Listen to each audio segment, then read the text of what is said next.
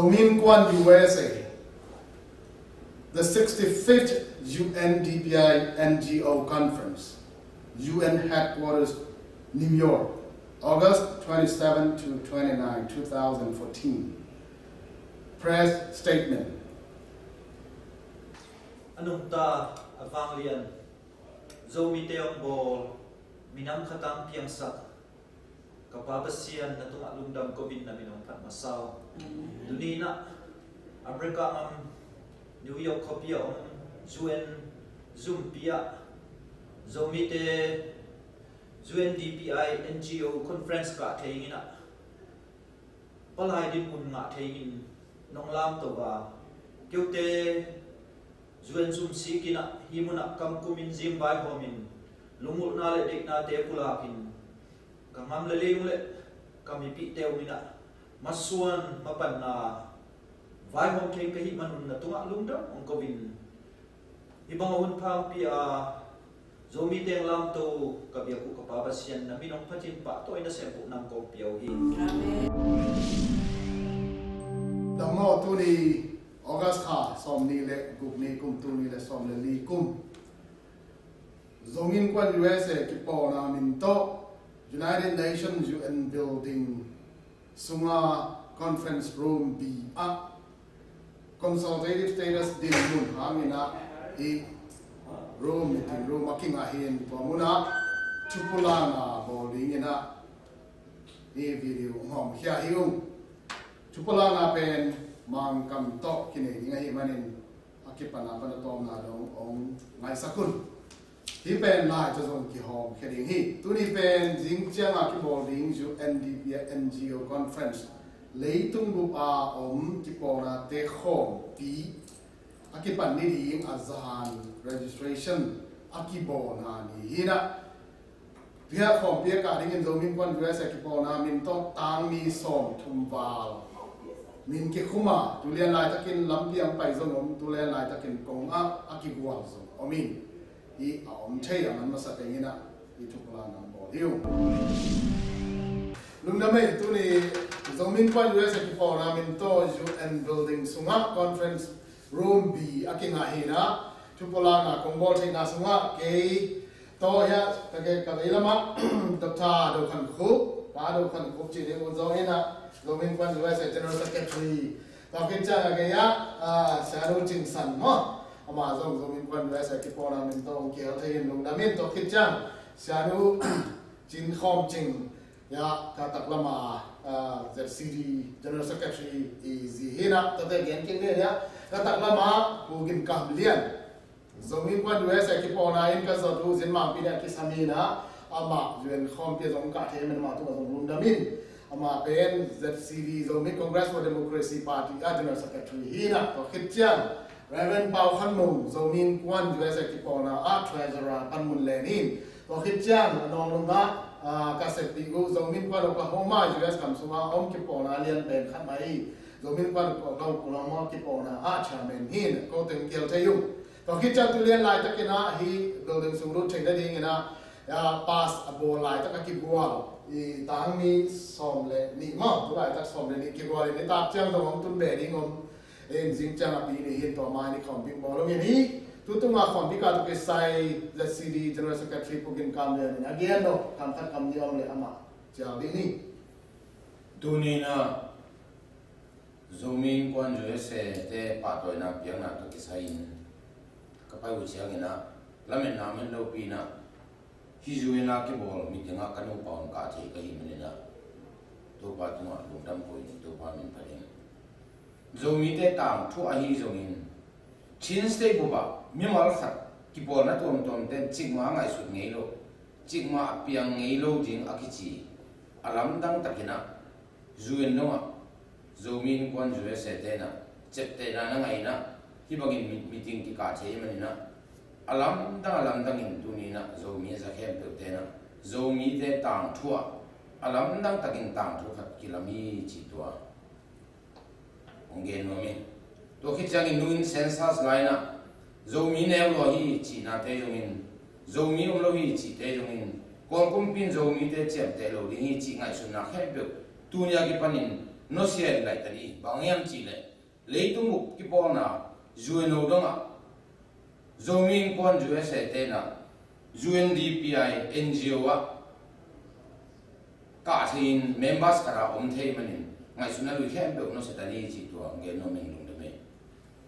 nung đam này en khai le aban ya sero chilsan kapat kamin again no pamle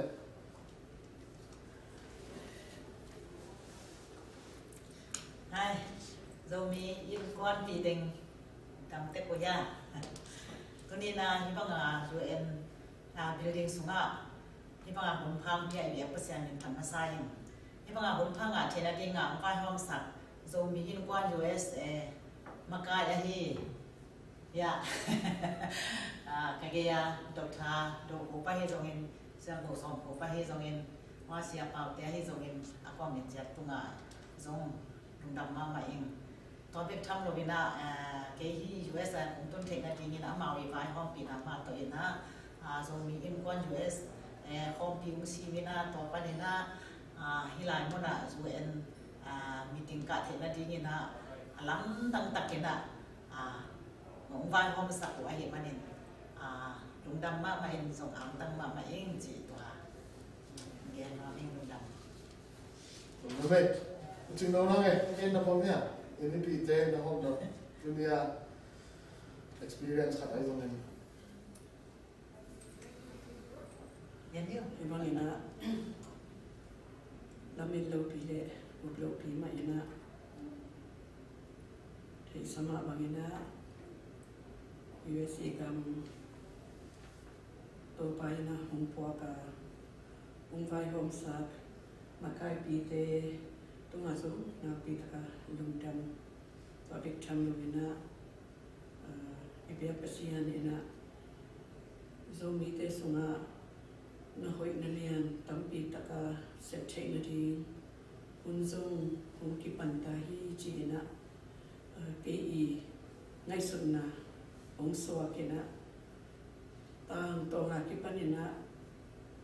zomi atichi mi mal khacha tina thu min kapin ko na ote ibia pasian na umok sot sablina tuni ina leitung bu alian pen mun panina chapte na zomi chi na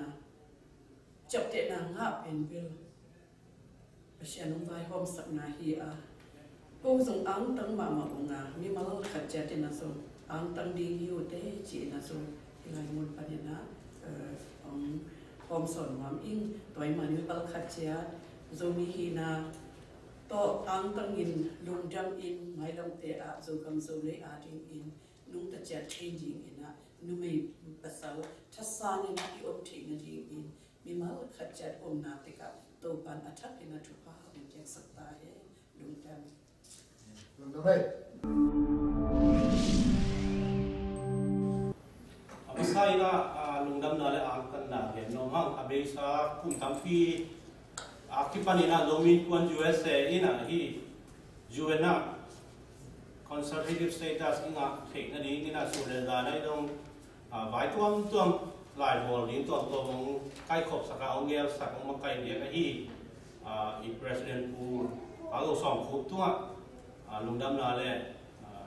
ang tan na gen no masa in to ben zomin kon USA min to le zomin bu pi min to ongen hi pa ningin to khit chiang ina hi UNDPI NGO conference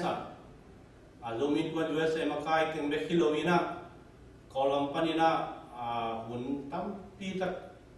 boy khom ka setting tam pi tak teng nusia zomi USA om zomi te ongin na le zomin kon USA ong dei sang na to hun te pia pai ahi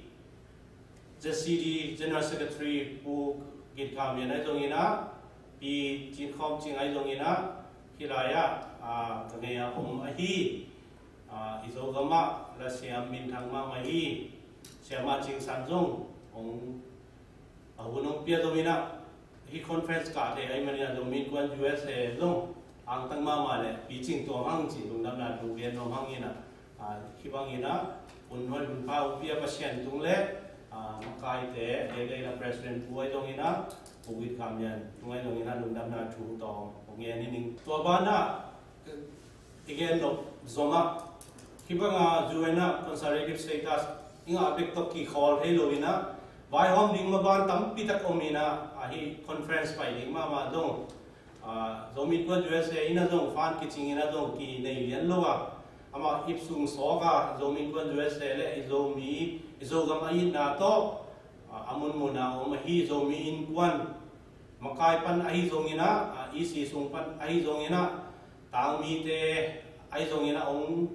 sola hilai muna UNDPI NGO conference ka dingina nong kha manuna zomin kwan USA min to nak pina kilungdama zomin kwan USA isi ina amuna mola om zomin kwan USA makai te por mi te I pan pina lo to hi cha ki tung zo lo hi achi hi na ki pok pa pa ina ami mal ko ma pe tu lungdam na ong gen be no mu to hi na awun zui na mai lama mapan na te ai zo ina report na tom te pen president pu ai zo ina amai so khat ko ina zo ong ki sa sak dinga to hi na tu ni na zomin kwan USA ai zo ngin zomi te ani ngina mapan pi khat ki pan ta hi chi to ngen khomina lungnam na thu ngen hining lungnam này so mi ulenau au ko matek pasianina thupam piain tuina leitung bupa mun thupi pe na hi UN headquarter bi New York UN zoom pia zomi te ke to sikina kamkumna adedevina UNDPI NGO consultative din mun ki ngain tumuna thusung theing le kamkum theing dong jang pasien ong lap to na pen ang tan huai sai na zong to be sai toy manin leitung bu pa om zo mi ulenau akwa matek thu ngen khomin khut ki den ma pangin iminaming le igam le legina